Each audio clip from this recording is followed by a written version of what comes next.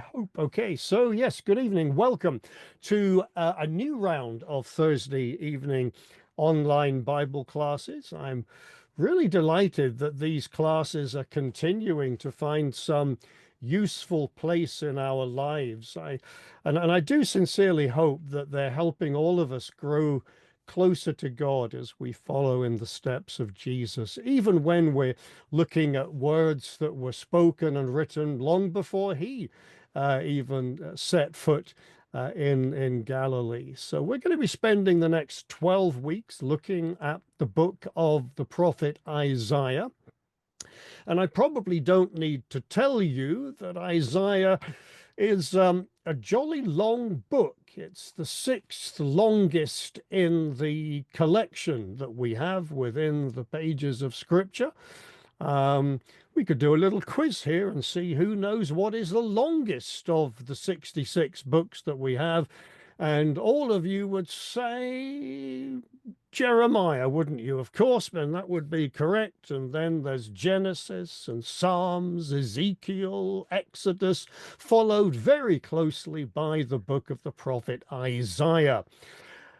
So what we're going to be doing is, or maybe I should say what we're not going to be doing is a word by word or sentence by sentence study. That would be probably completely useless. What we are going to be doing is something of a survey or an overview, but that's often the best place to start before we can really understand some of the finer details. And there are many fine details within the book. We first of all need to have a good grasp of the overall message, the big picture, as it were. And so I hope that by the end of our 12 weeks together, we will have a much better idea than what we might already have of the book of the prophet Isaiah. And this is our proposed plan for the next 12 weeks. Okay, let's see if we can put it on to there we go. We're going to begin this evening with an introduction to the book. Well, I'll say a little bit more about that in a moment, of course. Uh, um, and we'll come to that, Lee, in just a little bit. We're going to begin with an introduction to the book. Then we're going to look at the prophet and the people of God, particularly there in chapter 1. Then we'll look at the prophet's introduction, the first 6 chapters, maybe paying particular attention to chapter 6. But then, there's a lot of good text before that. We're going to, our fourth session, we'll be looking at the threat from Assyria.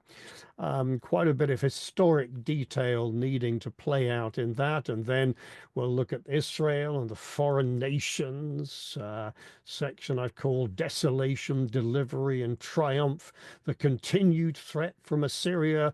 And then that maybe reasonably well-known section, I've called it Play It Again, Hezekiah, for reasons that will be apparent if they are not already. Then we'll look at the incomparable greatness of Yahweh there as we begin in chapter 40.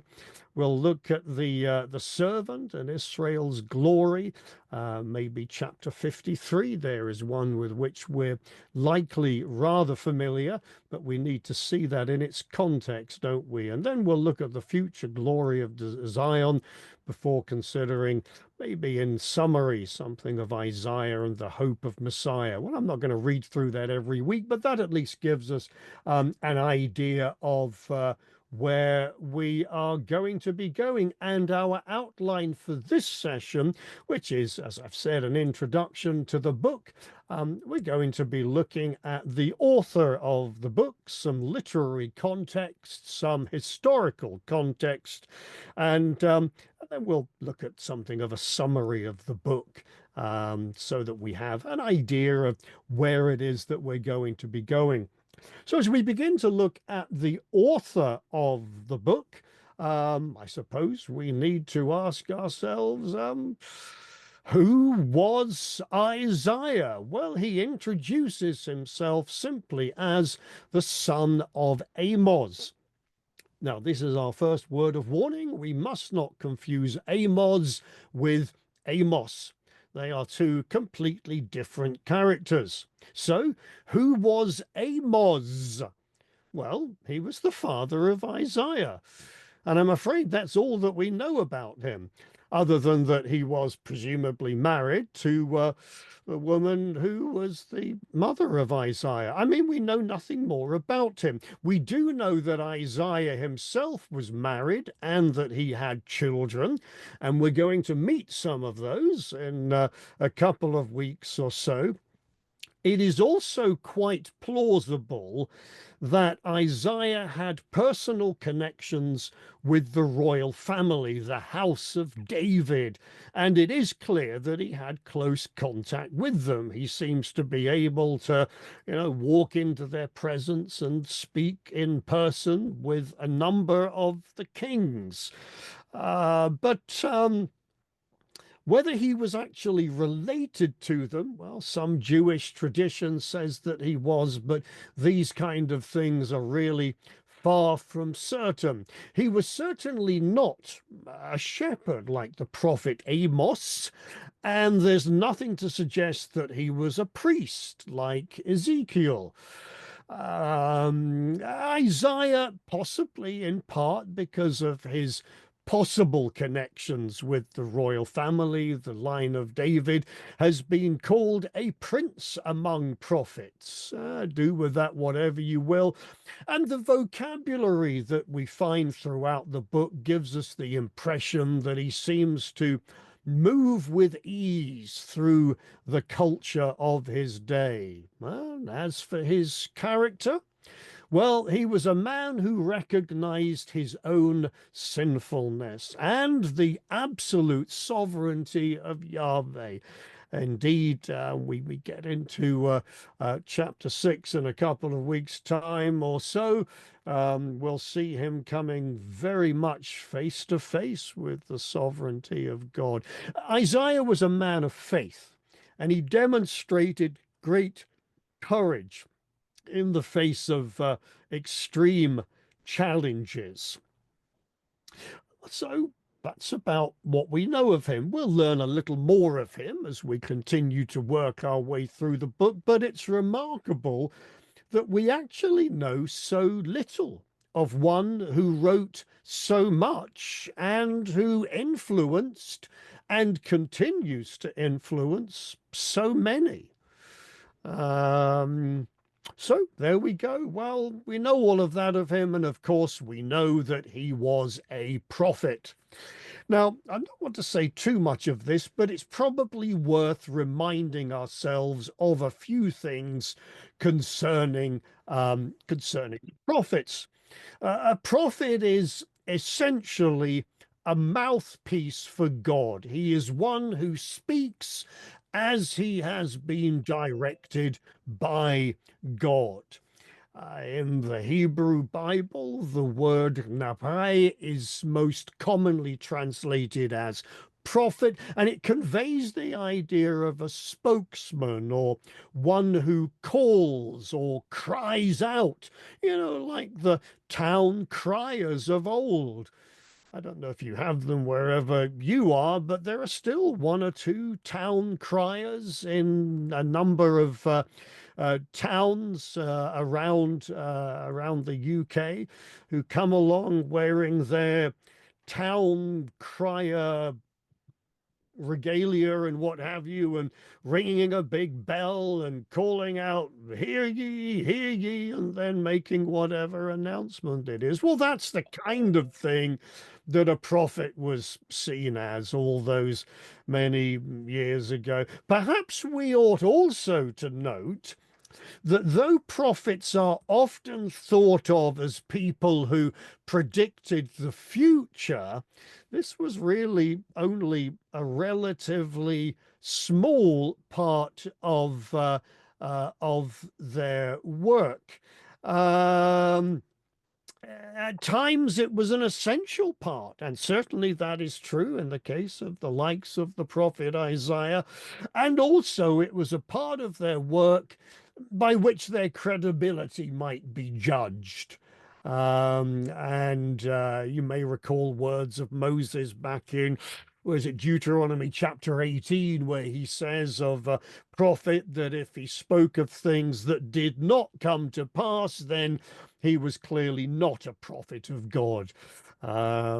So a small part of their work, an important part of their work, but though the prophets did speak of things that were to take place in future times, much of their work was to the people of their day about things of their day. Through the prophets, God spoke with people.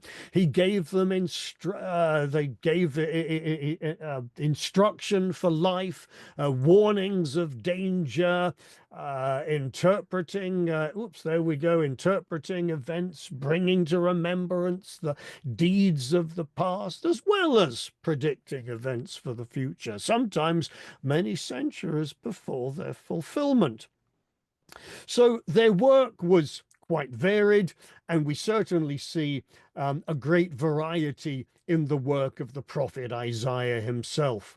Prophets were also known in former times as seers, and a seer is quite simply one who sees. Back in the book of Numbers, God said through Moses, who was a prophet of God, a spokesman of God, hear my words. If there is a prophet among you, I, the Lord, make myself known to him in a vision. I speak with him in a dream. There's that idea of visions and dreams. And we're told that formerly in Israel, when a man went to inquire of God, he said, come, let us go to the seer. For today's prophet was formerly called a seer. And you can see in a number of the books of the prophets how that the things that they spoke, the things that they wrote, were first of all things which they saw. Look at the opening words of the book of the prophet Amos. He says, the words of Amos, who was among the shepherds of Tekoa, which he saw concerning Israel in the days of Uzziah, king of Judah, and in the days of Jeroboam, the son of Joash, king of Israel. At the beginning of the book of the prophet Nahum, an oracle concerning Nineveh, the book of the vision of Nahum of Elkosh. There's that idea of things that are seen, the vision, beginning of Habakkuk, the oracle that Habakkuk the prophet saw. So prophets were seers, they saw things, and Isaiah was certainly to see things as we ourselves will see before too long. But something needs to be said, particularly in the case of the prophet Isaiah. Something needs to be said about the genuineness of Isaiah's authorship. For about 25 centuries, no one dreamt of doubting that Isaiah, the son of Amos, was the author of every part of the book that goes under his name. So says Mr. Davidson. And, you know, it's just a statement of fact, but it sums it up. 25 centuries. I mean, for century after century, nobody dreamt of suggesting that any other than Isaiah, the son of Amos, wrote the book of Isaiah. But all of that changed from the latter part of the 18th century, when a few German scholars began to call into question the unity of the book of Isaiah.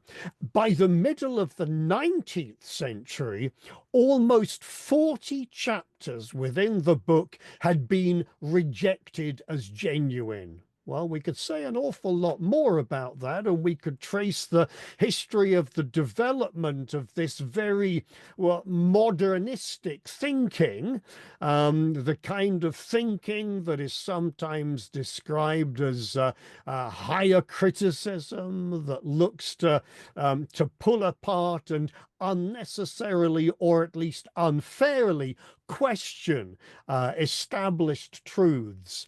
But the book of Isaiah proved to be a target for those who denied the divine authorship of Scripture. But I think it's important to say something about this, because if you're going to do much reading around the book of the prophet Isaiah, whether it be online, dread to think, or whether it be through commentaries that you may have on your shelves or Bible dictionaries or what have you will almost certainly come across questions surrounding authorship. I just plucked a quote out from a book that I have, and this is what it reads from the Archaeological Study Bible. Maybe some of you have that yourselves, where it reads, although once universally accepted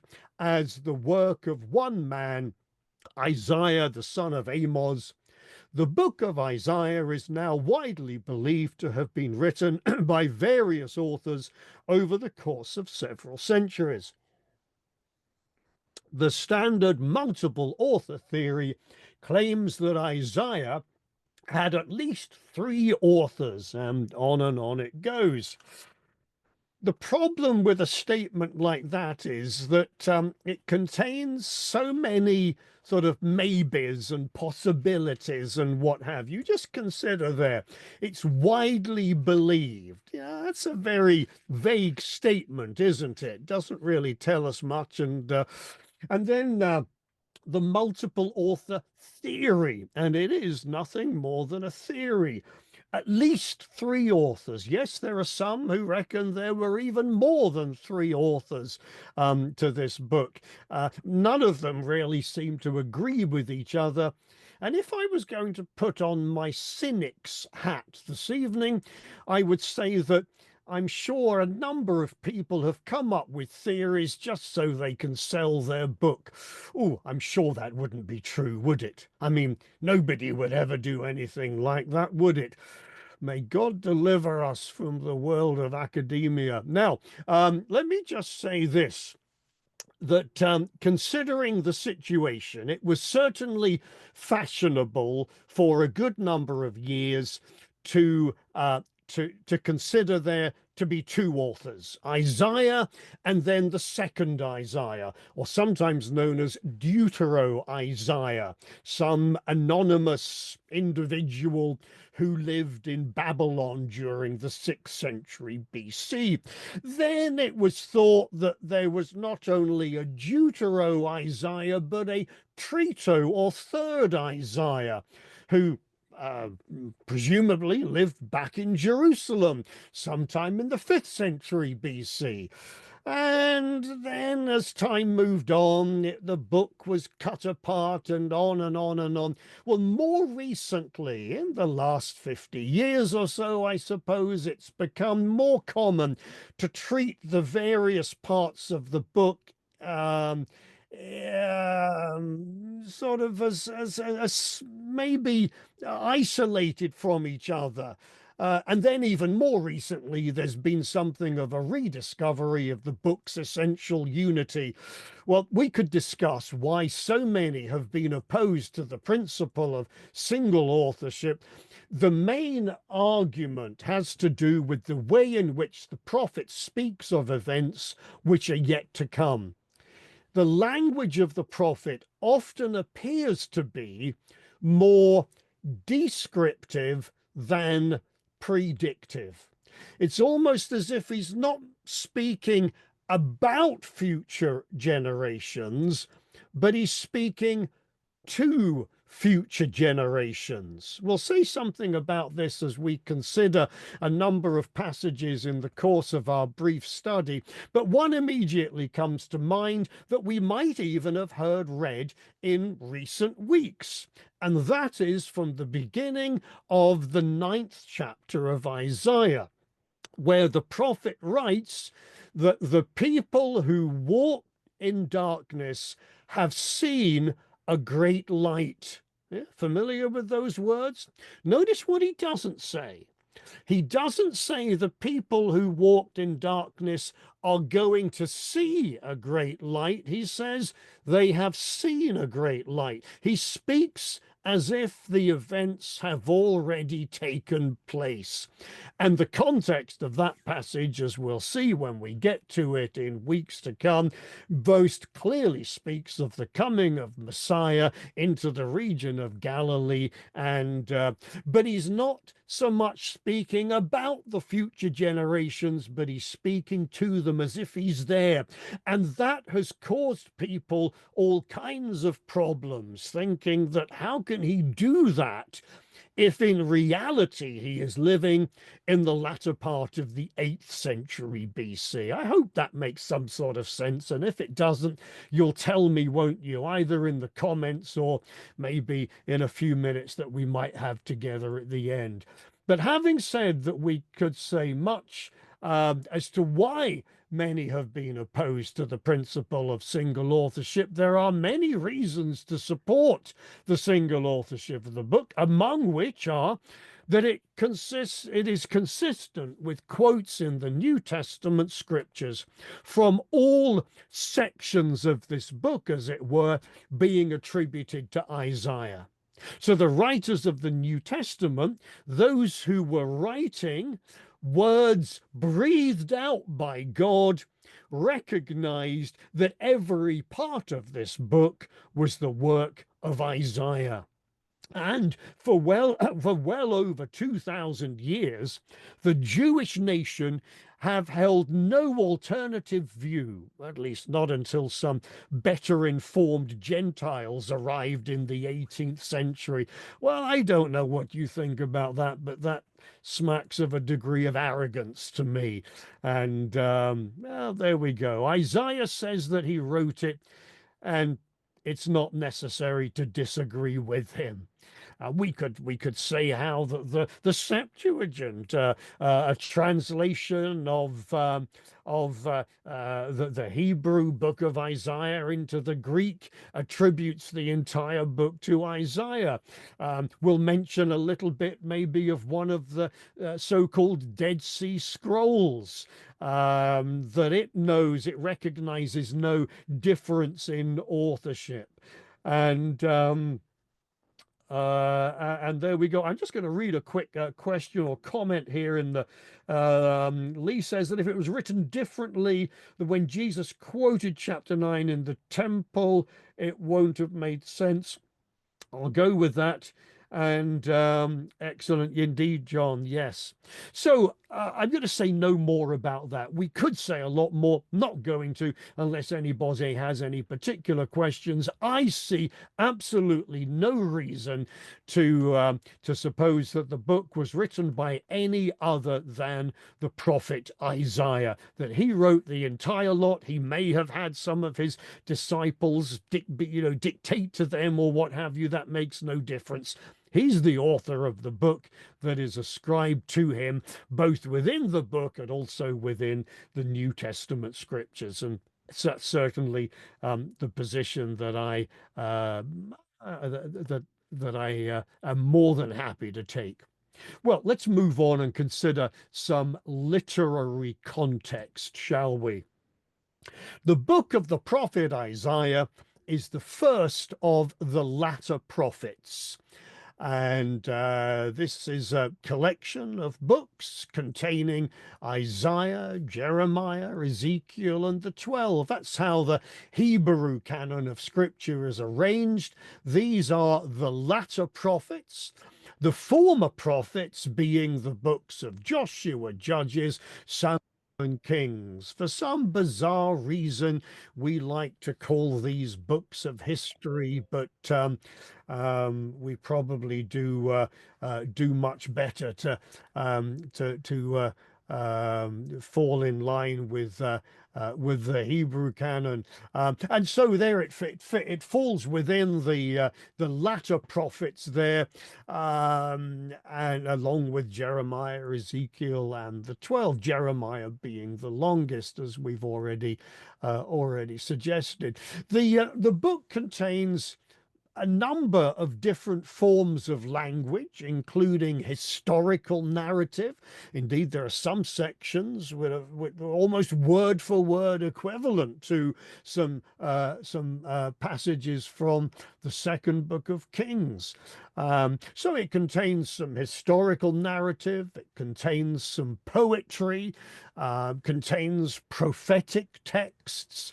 Some would like to include within that list that it contains some apocalyptic language. That depends on how you define that.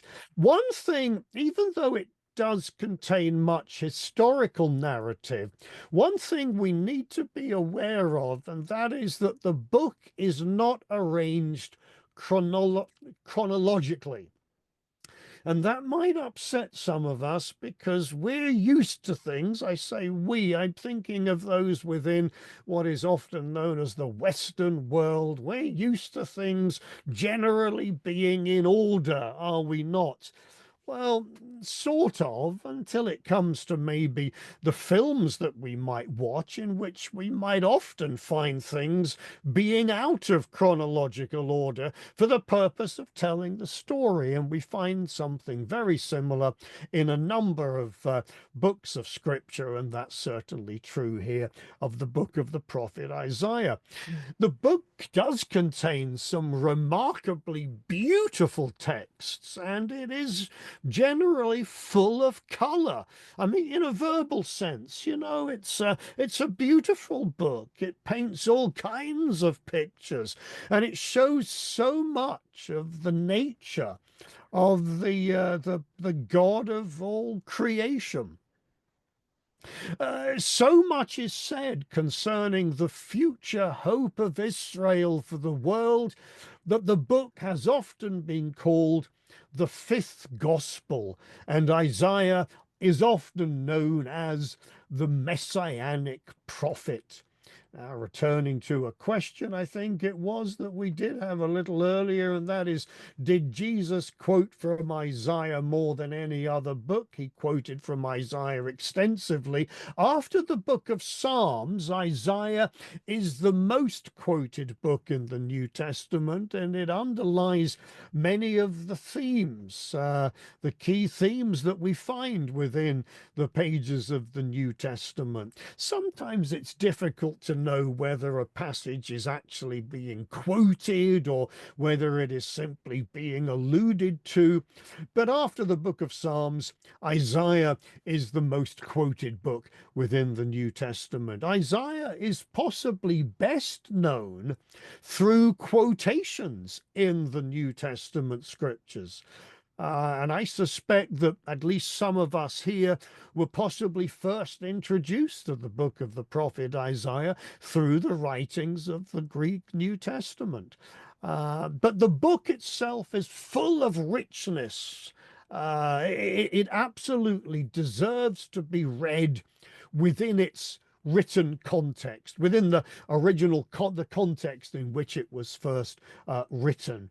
And so I hope that by the end of our 12 weeks together, working our way through the book of the prophet Isaiah, we'll feel much more at home with it. And I think that in turn will only serve to bring more life to the text when we do encounter it within the writings of the Greek New Testament.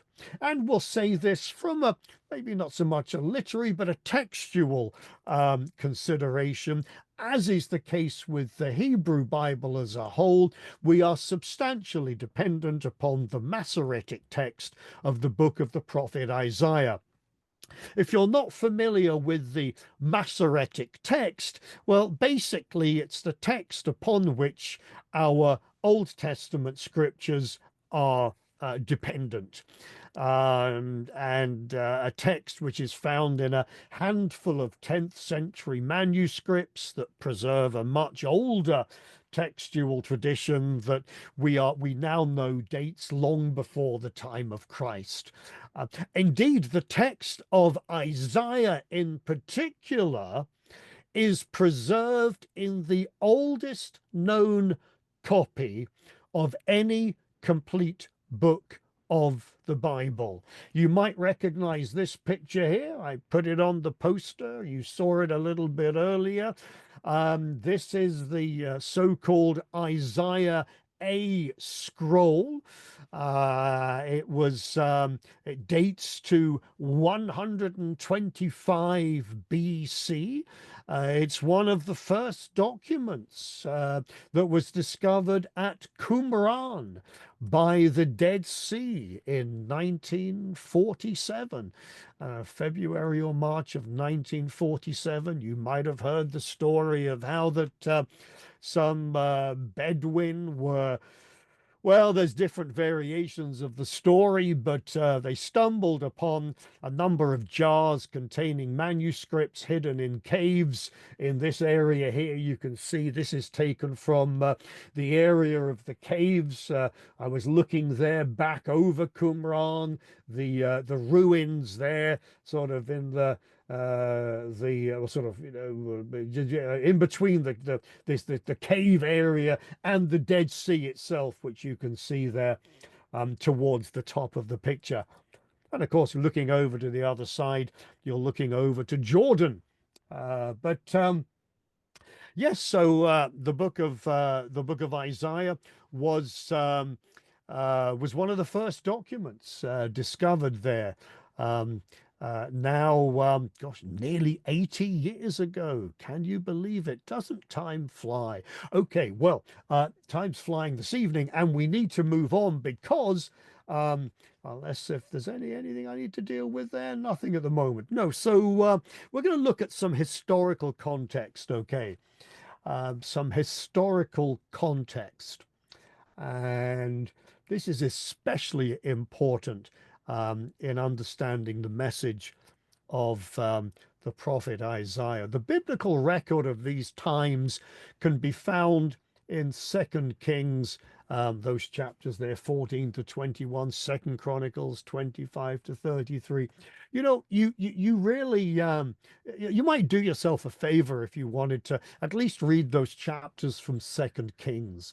Um, I'm not generally in the habit of assigning homework, but if you want a bit of homework, then that's your homework for tonight or for this week. Read there, Second Kings chapter 14 to 21. Uh, Isaiah clearly sets his vision within the historical context of the reign of four kings of Judah. The vision of Isaiah, here's how he begins his work. Just like we saw some of the other prophets, he begins by speaking of his vision, the vision of Isaiah, the son of Amos, which he saw concerning Judah and Jerusalem in the days of Uzziah, Jotham, Ahaz, and Hezekiah, kings of Judah. So very, very helpful opening statement. These four kings here, I'm going to give you dates of their reigns. Now, I am not a chronologist. I dabble with chronology, but I'm absolutely anything but an expert on it. Many people with far better minds than mine have devoted almost lifetime to try to determine some chronology for particularly for the Hebrew scriptures and that. So I'm going to give you some dates. And if you have some different dates, I mean, they're not going to be wildly different. I don't mean anything like that. But if your dates slightly differ, then neither you nor I should lose any sleep over that. Okay. So Uzziah, and you certainly don't need to remember these dates. If you wanted to, be my guest. But there's one date in particular that you may want to remember, and it's that 740 BC. But we'll come back to that in a little minute. Okay. So there's Uzziah. They're reigning a significant portion of the 8th century BC. And we have Jotham, his son, there who reigns. We'll see why those dates overlap maybe in a little bit. And then we have Ahaz. Ahaz was really a bad egg. Um, and uh, and then we have Hezekiah, and a big hurrah for Hezekiah, who was a good egg on the whole. On the whole, he was one of Judah's better kings. Maybe it's easier if we look at things in the form of a timeline. Okay, so here is one I prepared earlier. Let's bring a timeline there up on the screen. There we go. Here's the a general timeline of the first millennium BC. So we go back there, 1000 BC. That's around about the time of King David. Ish, around about that time, all the way up until that BC AD divide, and the year one or what have you. Let's add the kings onto that timeline. Okay, there we go. There's Uzziah, Jotham, Ahaz, Hezekiah, and I've included Manasseh. I'll say why in just a little minute. That's rather small, isn't it? So I think it might be useful if we zoom into this little bit here. So as if by magic, we're going to expand that. We'll explode it up here. Boom, there we go. So that's there's the years 800 to 600 BC. Let's put the kings in place. There we go. We can see them a little bit more clearly now, I hope. And so it was during the reign of Uzziah, Jotham, Ahaz, Hezekiah that the prophet Isaiah is doing his stuff. And so there he is. I've put him in up there. Okay. So Isaiah was called to speak for God in the year that King Uzziah died. We read that in chapter 6 and verse 1. So we'll come to that obviously in a little while. And that's around about 740 BC. So he lived long enough to record the death of Sennacherib, which took place in about 681 BC. Sennacherib, as you may know, was a king of Assyria. Very capable, but a very cruel king of Assyria. He died in 681, and we know, well, Isaiah seems to have still been around at his death. And it's possible that he might have continued to speak for God during the very early part of the reign of Manasseh, who was another really bad egg. And it's possible that he suffered death at the hands of Manasseh. There's Jewish tradition suggesting that he was sawn in two. And as we might say, well, there you go. You'll end up with two Isaiahs, one way or the other. But that's simply tradition. We do not know that for certain. So following the reign of King Solomon, back in the year 931 BC, the kingdom of Israel was divided. You can see that there on the lower timeline. The southern kingdom of Judah remained faithful to the throne of David, whilst the northern kingdom was ruled over by a succession of dynasties. Now, if these dates are correct, then Uzziah came to the throne there of Judah in Jerusalem in 792 BC. You can see that on the top line, the beginning of the reign of Uzziah, 792 BC at the age of 16. Okay. Meanwhile, up north, we need to take a look and see what's happening up north. Okay. Meanwhile, up north, it was around this time that King Jeroboam II had been placed on the throne of the northern kingdom of Israel. Now, the northern kingdom of Israel prospered under his reign, and much territory was regained, although the poor were oppressed and justice was left, oh, that ought to say, undone. That's a terrible typo there, isn't it? Wondered if anybody spotted that. You do now. Anyway, so justice was left undone. The prophets Hosea and Amos spoke against the wickedness of his day. So that's where they fitted in up there in the north. Right.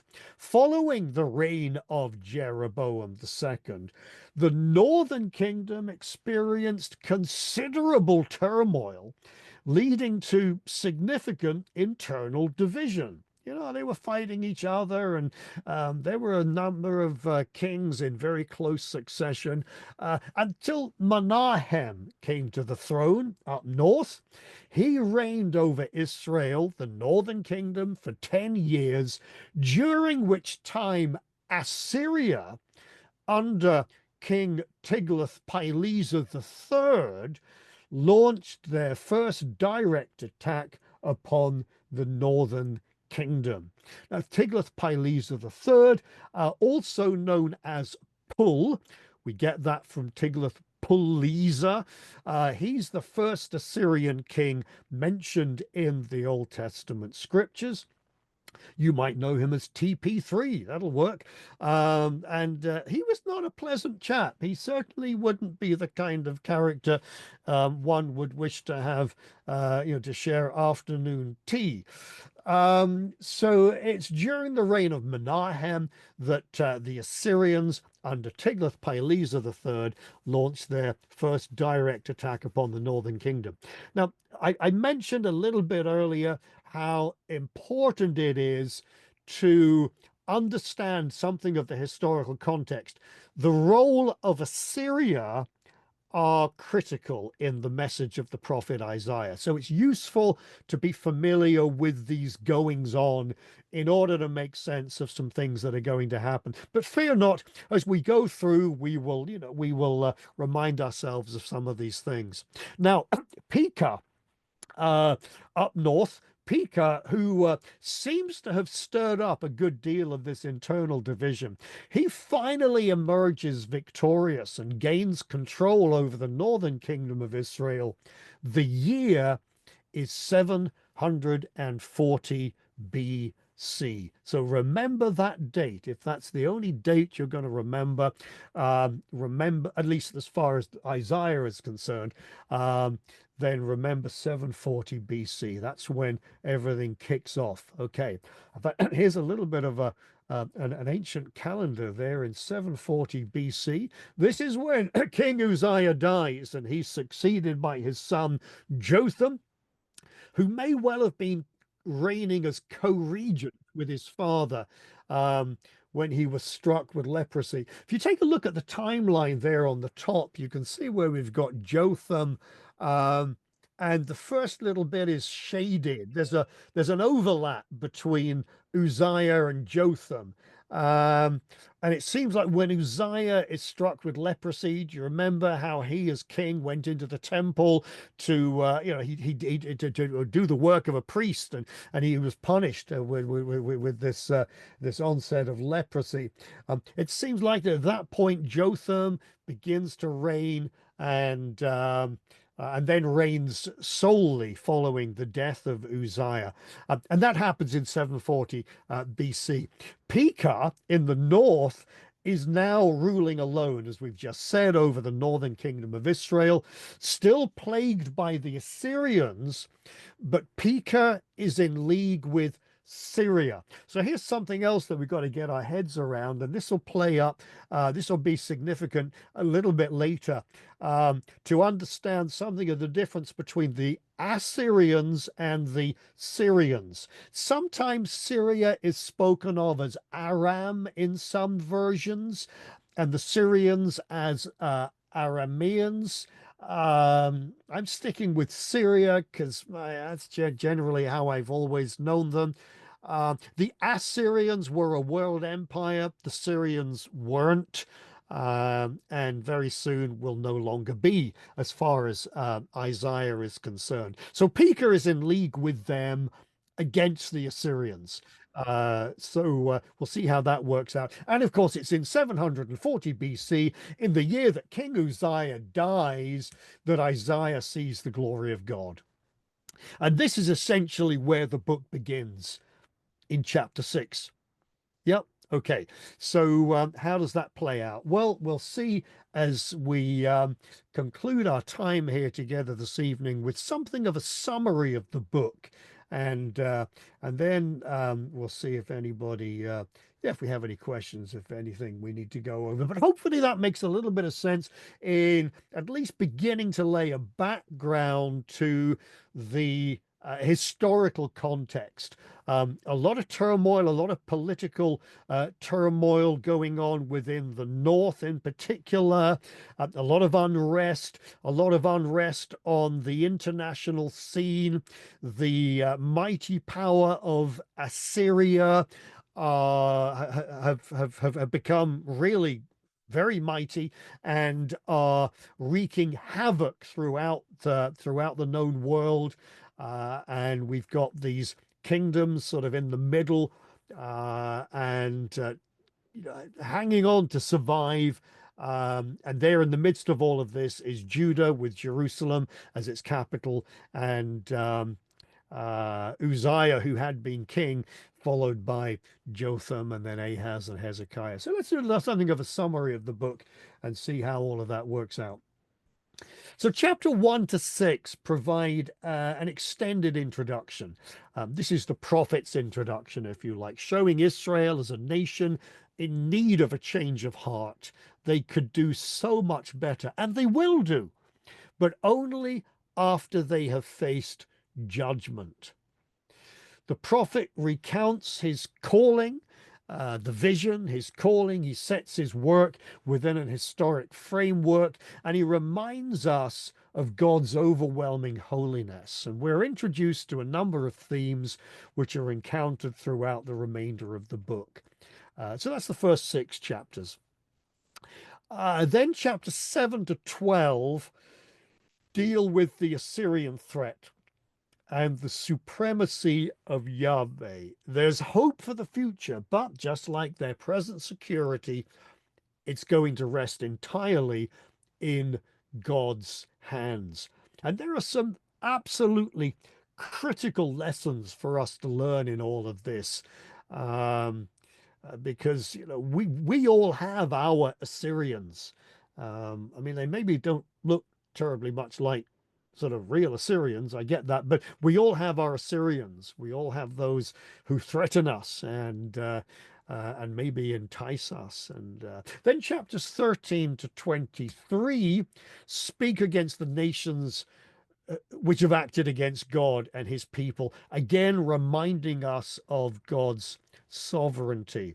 Chapters 24 to 27 sum up God's process of judgment and Israel's joy in judgment. The nations will perish, but Israel will be purified. That's the message we'll find there. And then following this, chapters 28 to 35 tell us that Ephraim, that is the northern kingdom, will be destroyed, and so too will Judah, except God won't allow it. Jerusalem's redemption owes no thanks to Egypt, even though we'll see Hezekiah turning to Egypt, thinking they might be able to help. What a silly Billy, to say the least. But yet their redemption owes no thanks to Egypt, but to the ever-dependable Yahweh. Assyria will be made to stop short of Jerusalem. Exiles will return to the land of plenty, whilst the lands of those who have opposed God are going to be laid bare. And there's a lot of very graphic imagery going on here, and a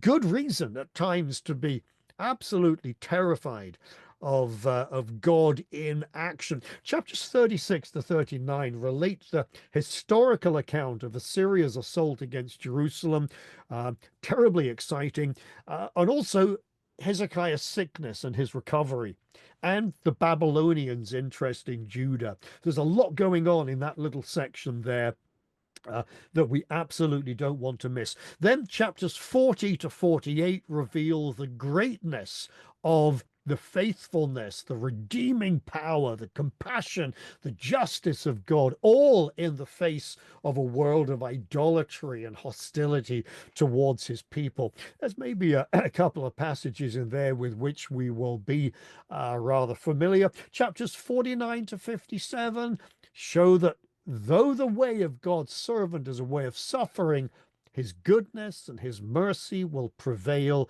and bring untold blessings. And again, there'll be at least one passage in there with which we will likely be familiar. Chapters 58 to the end of the book have to do with the captivity again, the reasons for it, and Yahweh's deliverance from it.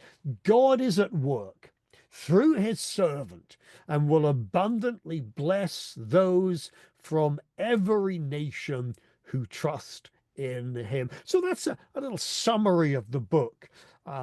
We'll find, as we often do in the books of the prophets, a degree of repetition, but God is simply making himself known in all different kinds of ways, so we really can't be mistaken.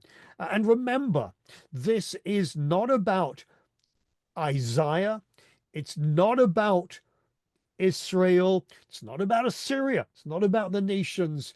It's all about Yahweh, the God of Israel, the God who created the heavens and the earth. And fitting into the big picture of Scripture. Remember, all Scripture has to do with God's holy, loving pursuit of mankind and his desire to live in loving fellowship with us. And the message of the book of the prophet Isaiah certainly fits into that big picture of Scripture as a whole. Well, that's really all we have time for this week.